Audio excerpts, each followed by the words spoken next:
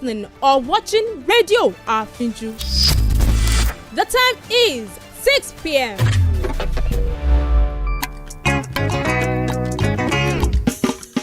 Ẹ bá mi pè é o. Àfínjú. Kí lorúkọ rẹ̀? Àfínjú. Rédíò. Àfínjú. Gbogbo èèyàn ló ń gbọ́ Àfínjú. Gbogbo èèyàn ló ń gbọ́ Àfínjú. Lórí WhatsApp. Àfínjú.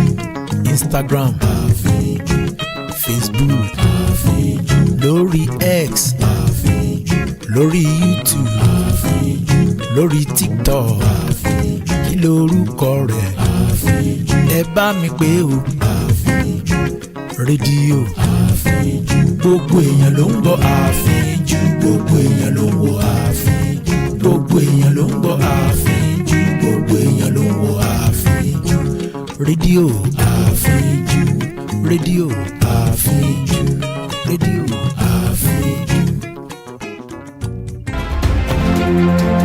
This is the world news on Radio Afinju.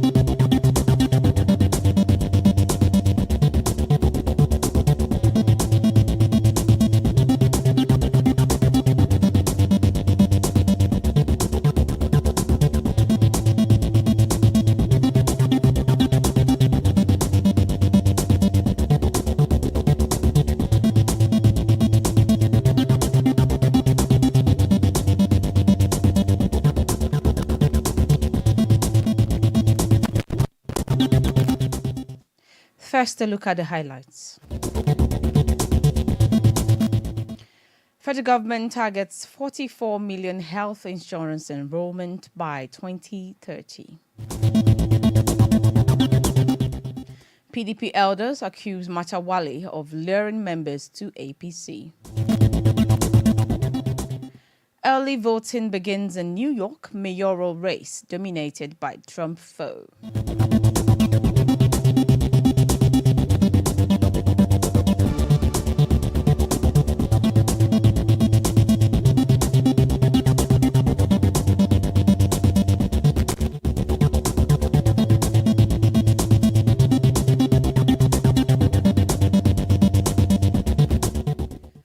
Good evening and welcome to the World News on Radio Afinju. My name is Pearl Durotoye. The news in detail.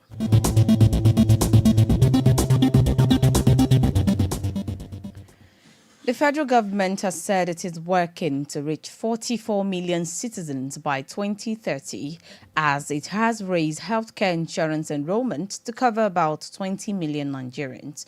The coordinating Minister of Health and Social Welfare, Mohammed Pate, made the disclosure in a post on X, noting that the development reflects President Bola Tinubu's renewed hope agenda and the country's steady progress towards universal health coverage. While providing an update on Nigeria's progress in expanding access to quality and affordable health insurance, Pate explained that Nigeria broke its enrollment record with more than 2.4 million new people insured in 2024, bringing total coverage to about 20 million Nigerians. He noted that the new healthcare policy is the surest path to reducing out-of-pocket expenditure, which still represents about 70% of total health spending. The coordinating minister added that social health insurance schemes now account for 90% of all enrollment nationwide.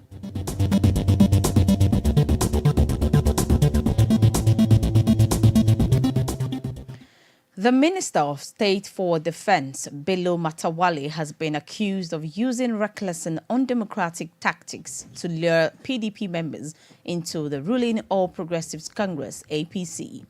The Northern Elders Unity Forum of the PDP accused Matawale of using state influence and excessive wealth to coerce PDP supporters, including elected and party executives, into joining the APC, a move it said was aimed at weakening the opposition and destabilizing democratic balance in the region.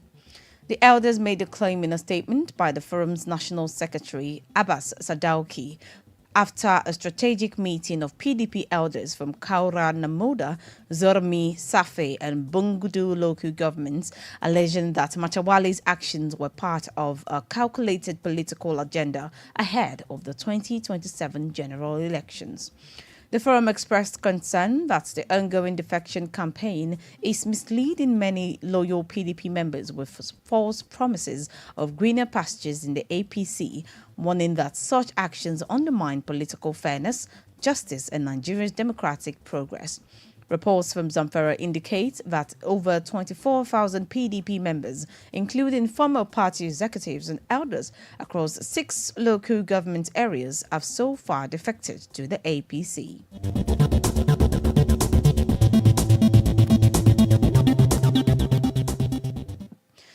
Ahead of the first major test of Joash Amukbiton's leadership as chairman of the Independent National Electoral Commission, the Accord Party has said all eyes will be on the commission as it conducts the November 8 Anambra governorship election.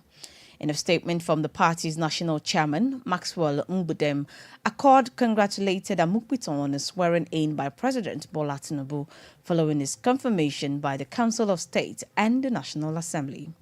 Describing the appointment as well-deserved, Accord said Amukbiton's track record as a respected legal scholar, academic and administrator made him suited for the role. The party urged the new INEC boss to carry out his duties with courage and impartiality, noting that Nigerians expect him to rise to the challenge of delivering credible elections as a process needs to be rebuilt.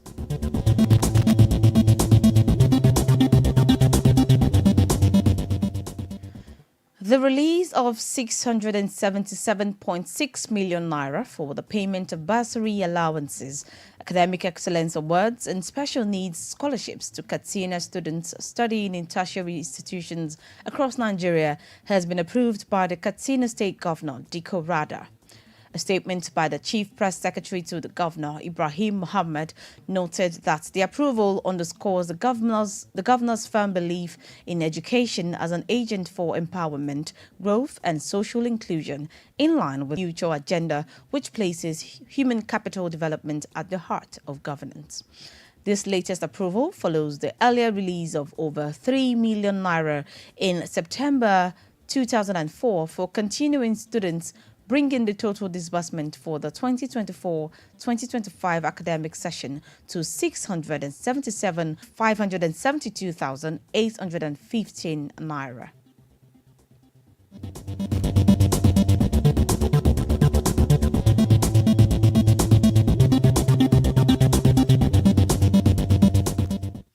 The Nigeria Customs Service has launched a new digital verification platform called the Customs Verification Management System, CVMS, aimed at tackling vehicle smuggling and strengthening accountability in the automobile importation process.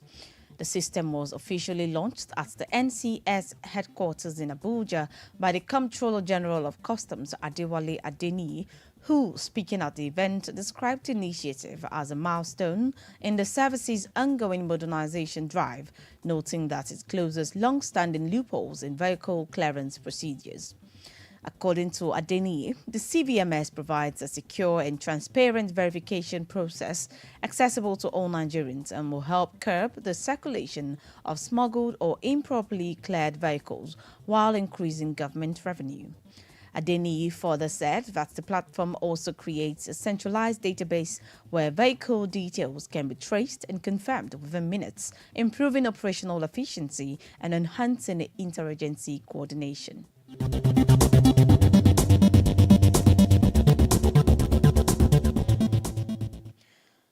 A protest was staged by residents of Irakari community in Ilisan Remo, Ikenne local government area of Ogun State over the alleged refusal of officials of the Ibadan Electricity Distribution Company to connect their transformer to the national grid after spending over 11 million naira on its installation. The protesters wielded placards with inscriptions lamented that inconsistent power supply and frequent blackouts had paralyzed business activities in the area and worsened insecurity, leading to incidents of armed robbery and other crimes. The head of the community, Adeyemo Shofola, speaking during the protest, lamented the long absence of electricity in the area, saying it had crippled residents' livelihoods and hampered the socio-economic growth of the community, appealing to Governor Dakpo Abiodun and the chairman of Ikenne local government, Jamiu Ashimi, to either provide a new transformer or intervene to ensure that Ibetsi connects the existing ones. However, the public relations officer of Ibetsi, Ogun region, Yomi Bada, refuted the community's claims, saying the company was not contacted until the transformer had already been installed, adding that he would contact the regional head of the distribution company to explore possible ways to assist the community.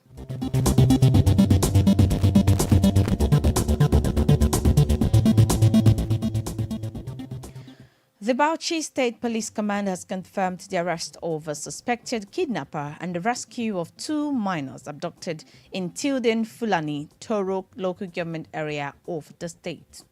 The command's public relations officer, Ahmed Wakil, disclosed the arrest in a statement, saying that one Aliyu Hamisu of Tilden Fulani on Thursday, October 23rd, reported to the divisional police headquarters that his children, 12-year-old Alima Hamisu and 6-year-old Muhammad Hamisu, were kidnapped by an unknown individual while waiting for their school bus along the main road in Tilden town. Wakil revealed that preliminary investigation showed an eyewitness saw a man on a tricycle picked up the children. Later, the suspected kidnapper contacted the family, demanding 50 million naira ransom through a foreign phone number to prevent tracing, and later agreed to collect 1.2 million naira after negotiation to be delivered around Farmers Motors Junction, Bauchi. According to the command's PRO, detectives acting on credible intelligence strategically cordoned off the area, leading to the arrest of the suspect while collecting the ransom. He added that further investigation led to the police to Anguwan Rukuba in Jos, Plateau State, where the 2 abducted children were safely rescued and reunited with their parents.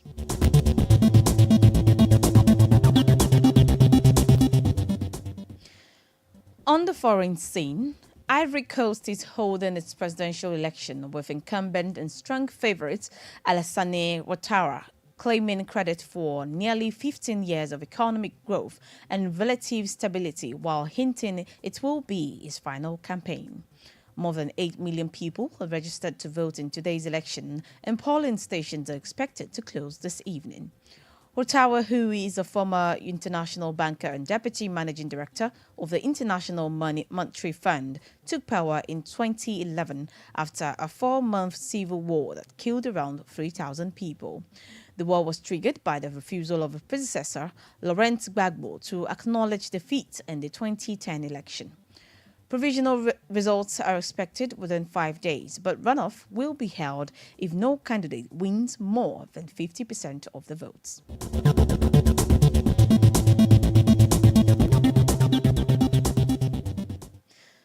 In Asia, days after both sides agreed to a ceasefire following deadly border clashes, Pakistan's defense minister Khawaja Asif has warned that failure to reach an agreement during the talks in Istanbul would mean open war, saying that he believes Afghanistan wants peace.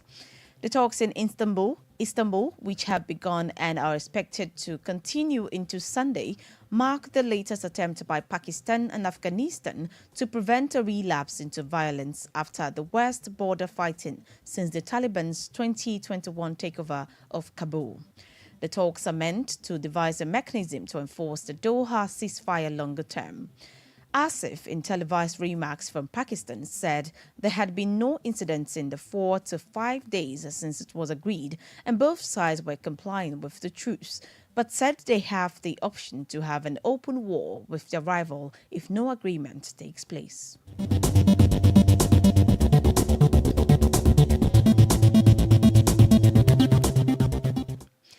In Europe, following an audacious daylight heist last week, which exposed the renowned Paris Museum, the Louvre's security vulnerability. The National Art Museum has transferred some of its most precious jewels to the Bank of France.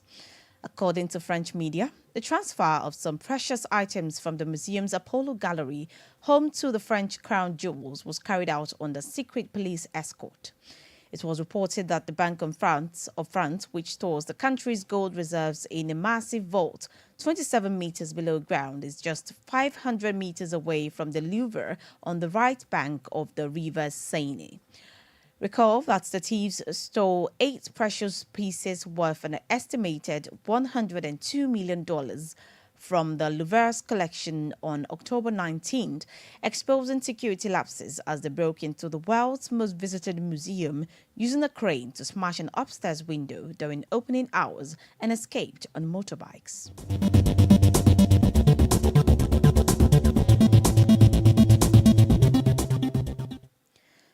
In the Americas, early voting for New York's next mayor has begun with an outsider Democratic Party candidate, Zohran Mamdani, who is the preferred to overturn the city's politics and face down President Donald Trump, who has repeatedly attacked him.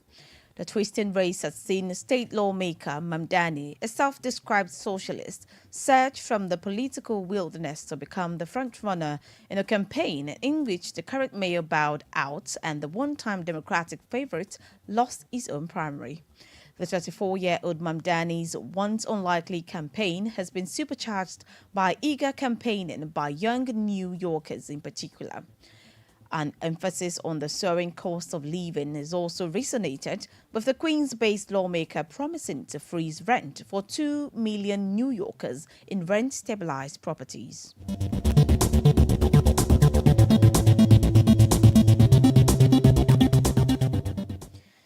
Now talking sports. The Nigeria Football Federation, NFF, has called on editors and managers of sporting media outlets to submit requests for media accreditation for the 2026 Women Africa Cup of Nations qualifying match between the Super Falcons and the Amazons of Benin Republic. The second leg final qualifying fixture is scheduled for Tuesday, 28 October at the MKO Abiola Sports Complex, Abeokuta, with kickoff slated for 4 o'clock p.m., after which the winner will progress to the next year's Women AFCON, set to be hosted by Morocco. Due to the limited size of the media gallery at the venue, each media organization will be allowed only one slot for a press or photojournalist representative. Media organizations are required to submit their accreditation requests, which started at noon today and will end by noon on Monday, 27th October, while accreditation cards will be issued at the MKO Abiola Sports Complex on Monday, 27th October.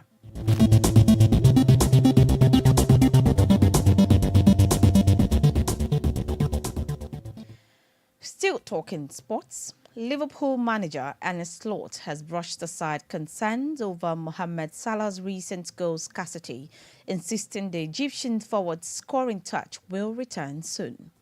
Salah, who has scored just 3 times this season, one from the penalty spot, has now gone 6 matches without finding the net. His last appearance saw him come off the bench for just 16 minutes in Liverpool's midweek Champions League victory over Eintracht Frankfurt. The forwards incline in firm dates back to March, with only 5 goals in his last 23 games.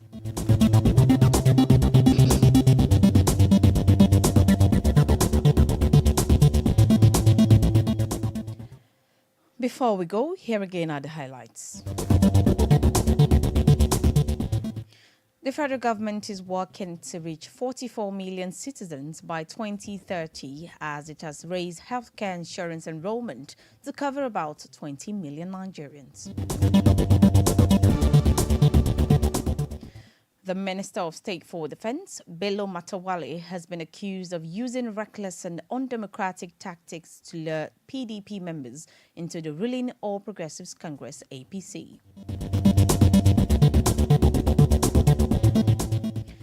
And on the foreign scene, we brought to you that voting for New York's next mayor has begun with an outsider Democratic Party candidate, Zohran Mamdani, who is the preferred to overturn the city's politics and face down President Donald Trump, who has repeatedly attacked him.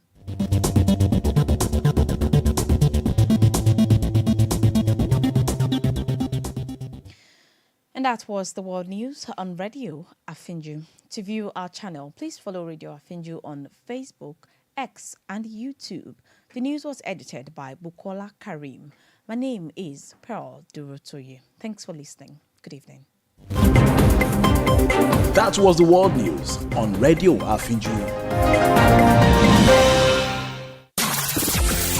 For up-to-date tori wey no get filter,